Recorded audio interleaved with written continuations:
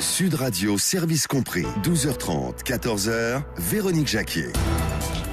Et le super service compris d'une coach en recherche d'emploi que vous retrouvez le lundi. Et elle a aidé bien des auditeurs à retrouver du travail. Pourtant, c'est pas facile, hein. On va y venir. Bonjour Anna Fernandez. Bonjour Véronique, bonjour à tous. De Énergie Coaching, que vous retrouvez en alternance avec Raphaël Adalo. Anna Fernandez, pourquoi c'est pas facile? Parce qu'on le voit, hein, ce chômage de masse. Si c'est pas parce qu'on va avoir un nouveau Premier ministre dont on attend le nom, évidemment, nomination imminente d'Édouard Philippe. Toutes les chaînes d'infos sont assez trop. S'il est arrivé à Matignon, il est en train de s'entretenir avec Emmanuel Macron, donc il n'y a plus de suspense, hein. On sait qu'on a un nouveau Premier ministre, il est jeune lui aussi, je crois qu'il a 44 ans, bon, pour autant il va pas faire de miracle en matière de recherche d'emploi, parce qu'on le voit depuis 1 an et demi, hein, depuis que nous faisons ces émissions, c'est très difficile de sortir du chômage, ceux qui nous écoutent. D'ailleurs, souvent ils ont peur de prendre le téléphone et d'appeler pour exposer leur situation, parce qu'ils se disent oui, c'est bien sympa ce qu'elle raconte Anna Fernandez, mais personnellement, elle ne pourra pas m'aider, c'est bien trop difficile, ça fait trop longtemps que je galère. Pourtant, il y a des choses à savoir, il y a des choses à connaître. Votre cœur de métier sert à ça, hein, le coaching en recherche d'emploi. Rappelez-nous évidemment, Anna, comment ça marche. C'est réussir votre insertion professionnelle, où je vous rejoins. Il y a des choses à faire. Il faut être clair dans son projet professionnel et après utiliser les bons outils, qui est bien sûr un CV, un mail de motivation, parce que je suis plutôt pour le mail de motivation que la lettre de motivation, le ciblage des entreprises et surtout, je le dis souvent à mes clients, posez-vous la question qui intéressez-vous et non pas où je veux aller. Oui. Il y a 6 millions de chômeurs qui se posent la question où ils veulent aller. En fait, la question, il faut la retourner par le marché que nous avons. C'est qui j'intéresse au vu de ma formation, de mon expérience, de ma localisation, de mes atouts en termes de langue, en termes d'expérience. Et là, on va arriver à mieux cibler, du coup, ces candidatures et à avoir un répondant, donc avoir une réponse, à passer des entretiens et bien sûr à les réussir. Oui. Et puis se bouger au sens propre, hein. Alors oui. Évidemment, on le sait que c'est pas facile, mais il y a l'entourage à qui on fait savoir en permanence, je cherche du boulot, t'as pas un copain, voilà. Des facilitateurs, trouver des facilitateurs dans le réseau réel, dans le réseau virtuel, comme les réseaux sociaux. Donner de la visibilité à sa candidature, à sa recherche. Il y a les salons de recrutement, les cabinets de recrutement, les sociétés d'intérim qui sont très actives aujourd'hui. Donc tout ça, c'est ce que j'appelle moi la visibilité passive et active. Passive, je dépose mon CV à différents endroits. Active, je réponds à certaines offres de manière toujours ciblée. Arrêtez, c'est vraiment mon plus grand conseil, arrêtez de cliquer sur postuler à cette offre. Il y a beaucoup trop de CV qui arrivent. Quand l'employeur est énoncé, est affiché, essayez de trouver le nom du DRH ou d'un opérationnel et de lui envoyer directement à son mail. Alors comment fait-on, tiens, avant d'aborder notre sujet, hein, qui porte sur l'apparence, mais comment fait-on pour trouver le nom du DRH? Parce que là, je sais qu'il y a bien des auditeurs et des chômeurs qui sont complètement perdus. Alors, plusieurs façons. Une façon très directe, sachez que sur un site, l'étudiant.fr, où on est tous très fanats quand on est étudiant, mais on l'oublie quand on est salarié. Mais sur le site l'étudiant.fr, il y a l'annuaire des DRH de toutes les sociétés en France. Ah oui. Il y a le prénom. L'étudiant.fr, il y a l'annuaire des DRH. Donc il y a le prénom, le nom, l'adresse du siège social et le téléphone du standard. Moi, avec un nom et un prénom, on est presque tous capables de reconstituer un email. Ah oui, voilà. Les bonnes infos d'Anna Fernandez, ça vaut de l'or. Voilà. Deuxième point, lisez la presse spécialisée vers l'emploi, vers les entreprises, vers l'économie, les Échos, type d'autres, même le Parisien tous les lundis, où il y a beaucoup de pages sur l'emploi. Vous avez des témoignages de DRH qui parlent de leur évolution de leur société, ou à l'inverse, de leur fermeture, de toute leur activité. Avec un prénom et un nom, on reconstitue également un email. Et puis il y a les réseaux sociaux type LinkedIn et Viadeo, où par le réseau du réseau, nous arrivons à toucher le DRH concerné. Alors, Anna, aujourd'hui, le sujet qu'on met sur la table, et moi qui m'interpelle d'ailleurs, l'apparence physique qui joue un rôle dans notre carrière. Pourquoi cette apparence physique joue-t-elle sur la carrière?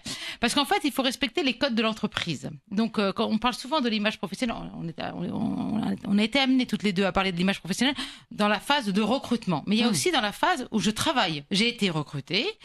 Ok. Et maintenant, c'est mon quotidien. C'est est-ce que je peux être moi-même ou pas, sachant que vous êtes vu avant d'être entendu. Donc, il n'y a pas que pendant la période d'essai qu'il faut faire un effort, on va dire, comportemental, vestimentaire et verbal, qui vont être notre 3 thématiques, pour rester en place. C'est aussi dans son évolution de carrière. Pourquoi, un tel évolue plus à compétences égales?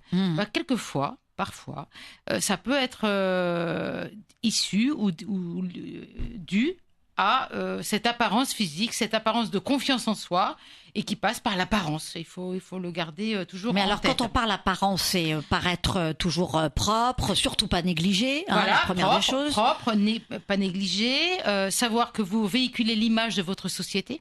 Une société est représentée par son savoir-faire, ses services et ses produits, et par ses salariés, par leur professionnalisme, expertise, et donc apparence. Donc ça, c'est très important. Il faut qu'il y ait une congruence entre le poste que vous assurez et l'activité dans laquelle vous êtes. C'est vrai que souvent les jeunes ont tendance à l'oublier ça. Oui, alors je fais pas de généralité, mais oui, alors les jeunes peuvent tendance à avoir oublié, et puis certaines personnes plus seniors, parce que ça fait X années qu'ils sont dans l'entreprise, l'oublient de nouveau aussi. Ils peuvent se présenter face à des clients, pas de façon négligée, mais on va dire de façon un peu plus, une tenue un peu plus décontractée, alors que ce serait pas du tout la tenue qu'ils avaient peut-être 20 ans ou 15 ans avant. Oui. Donc ça c'est important. C'est-à-dire que pour moi, c'est important que la tenue professionnelle, elle communique pour vous et pour vos clients. Donc ça, c'est le point. Et surtout, on s'en rend compte quand il y a des prises de parole, quand il y a des discours, des séminaires, quand on accueille un nouveau client, qu'on l'emmène quelque part. Là, on voit bien donc l'enjeu et l'utilité, l'importance de cette apparence. Voilà. Donc je disais, il y a 3 composantes à cette apparence. Donc la première, c'est la vestimentaire.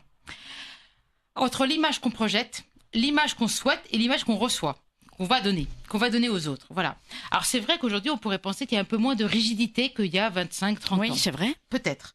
Mais il y a surtout ce dualisme entre la liberté individuelle, je m'habille comme je veux, bien sûr, et le pouvoir du dirigeant, du PDG, par rapport à l'image qu'il veut donner de sa société.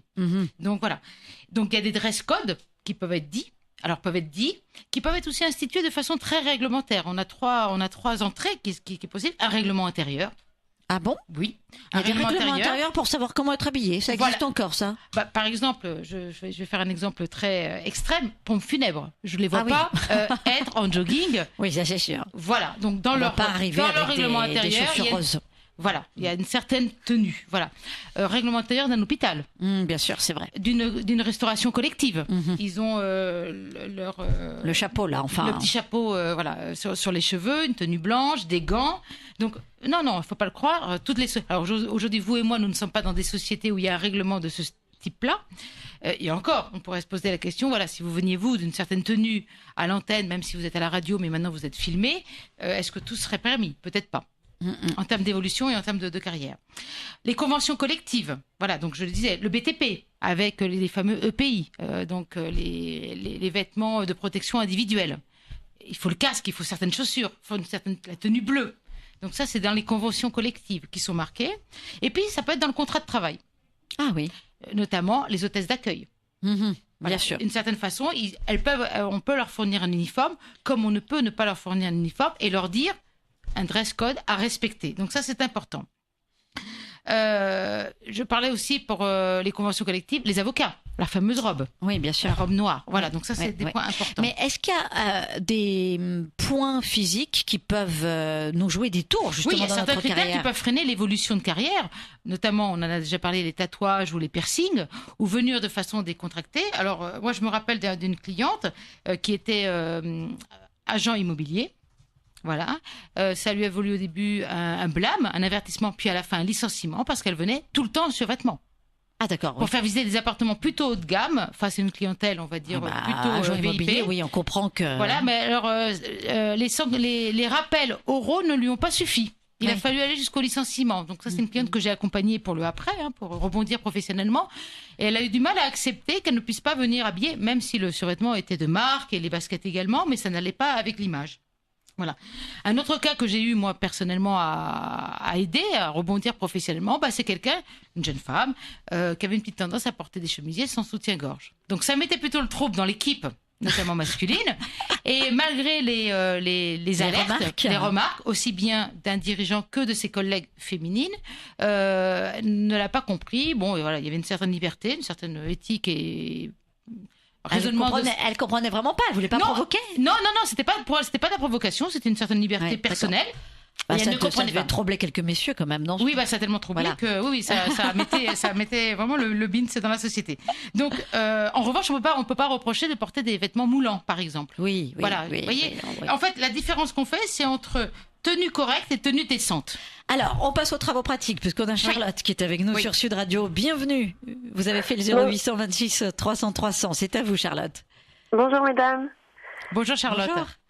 Alors, en fait, moi, la semaine prochaine, j'ai mon tout premier entretien, et pour un premier emploi. Et du coup, je voulais avoir vos conseils pour la tenue qu'il fallait avoir, s'il y avait des tenues spécifiques à porter. Et aussi au niveau de la coiffure, si c'était préférable de s'attacher les cheveux, si les cheveux lâchés c'était bien vu ou pas. Pour quel poste postulez-vous ? C'est dans le management d'une boutique. D'une boutique quel type de boutique ? Premium, luxe, prêt-à-porter ?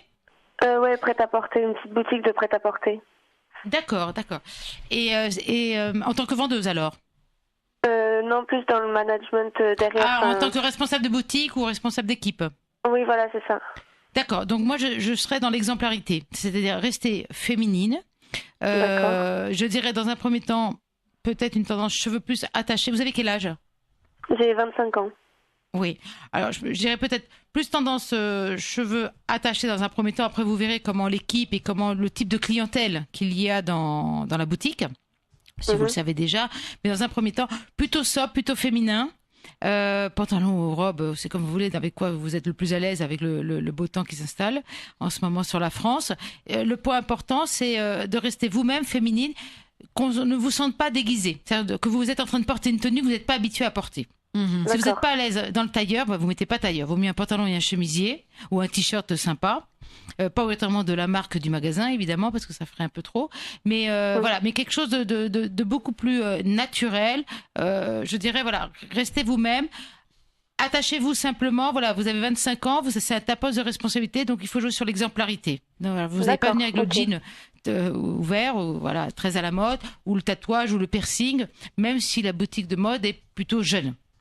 D'accord. Voilà, merci beaucoup. Je dirais plutôt dans ce sens-là. Merci Entendu, beaucoup, Charlotte ? Merci, Charlotte. Merci. Bon courage, Charlotte. Allez, vous faites comme Charlotte, le 0826 300 300. Il y a aussi notre page Facebook pour poser vos questions concernant votre apparence, quand il s'agit d'évoluer en poste dans votre entreprise ou quand il s'agit, pourquoi pas, de trouver du travail, parce que là aussi, les auditeurs de Sud Radio sont un peu perdus sur ce terrain-là. Alors, la page Facebook, service compris, faut que ça bouge, et puis vous participez sur sudradio.fr. On vous attend avec Anna Fernandez.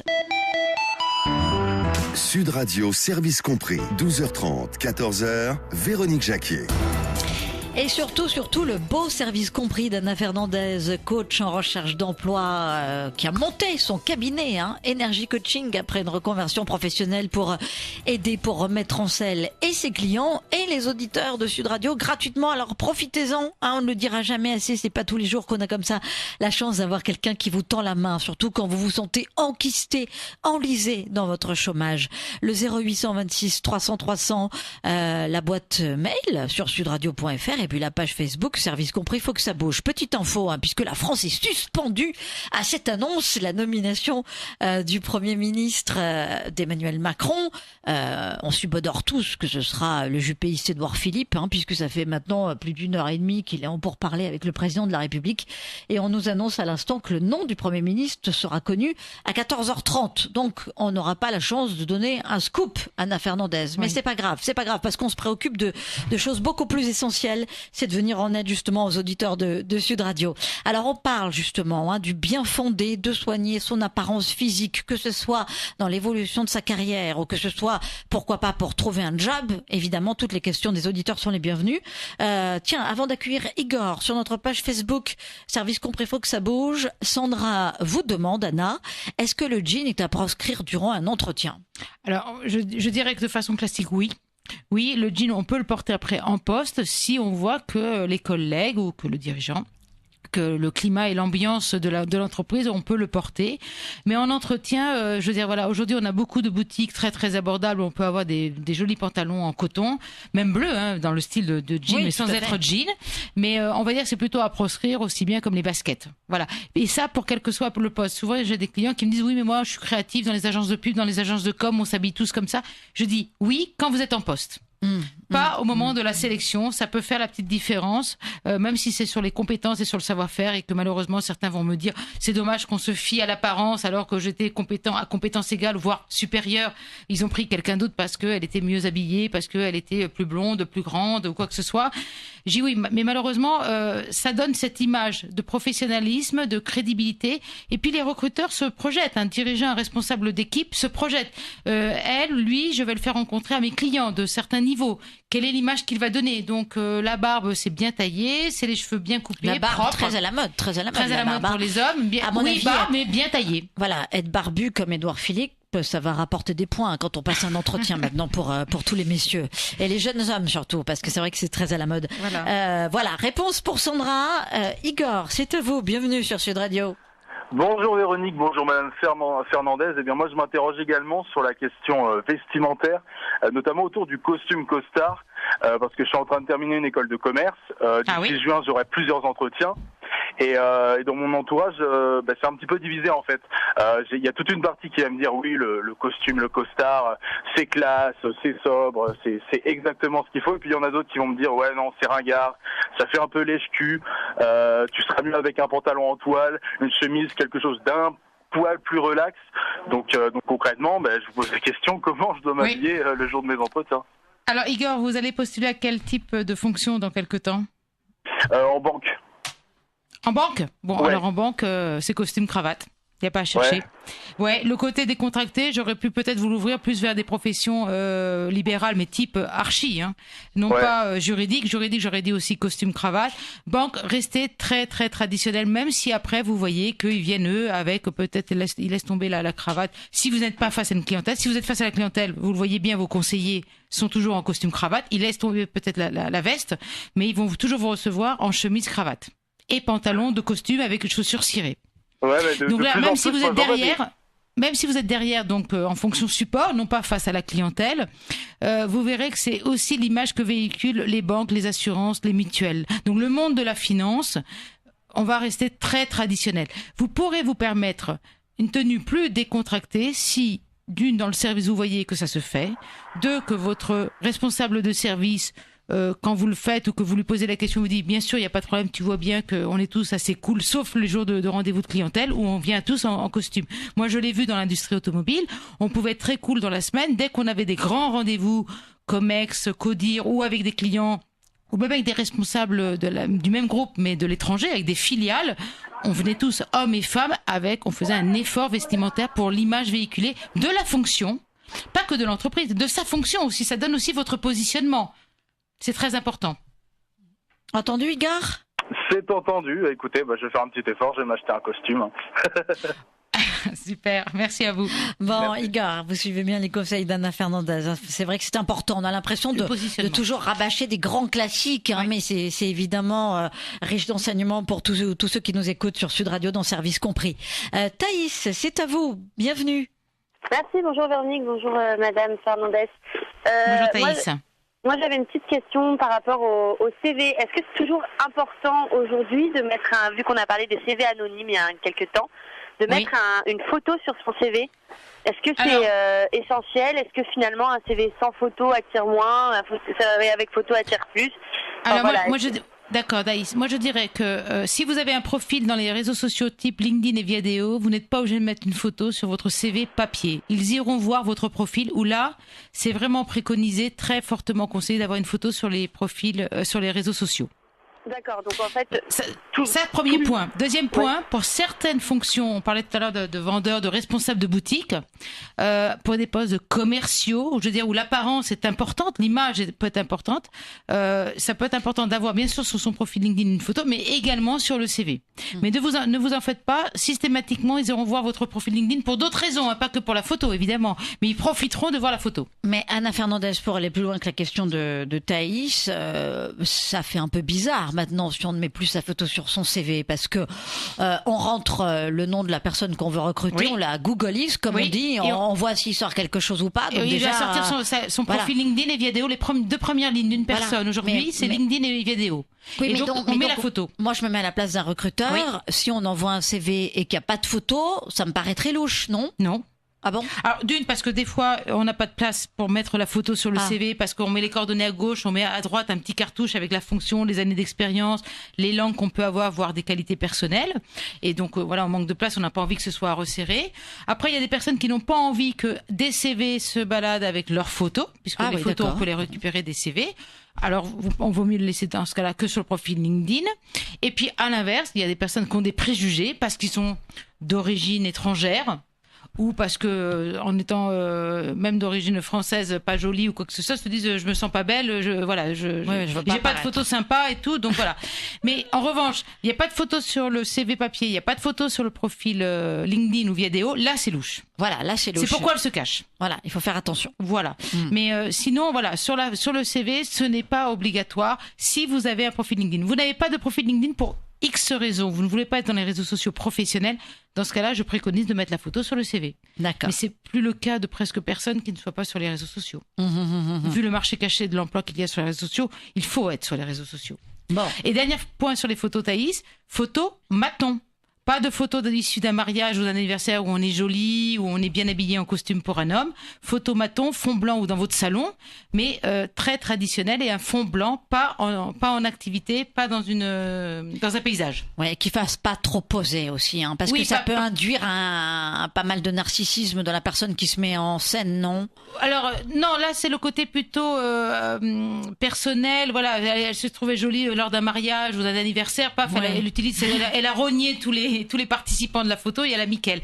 Vaut mieux faire photo maton ou dans son salon sur un fond blanc avec leur téléphone, de se faire une photo très simple jusqu'à à peu près la poitrine, hommes et femmes. Allez Thaïs, vous suivez bien les conseils d'Anna Fernandez? Merci beaucoup.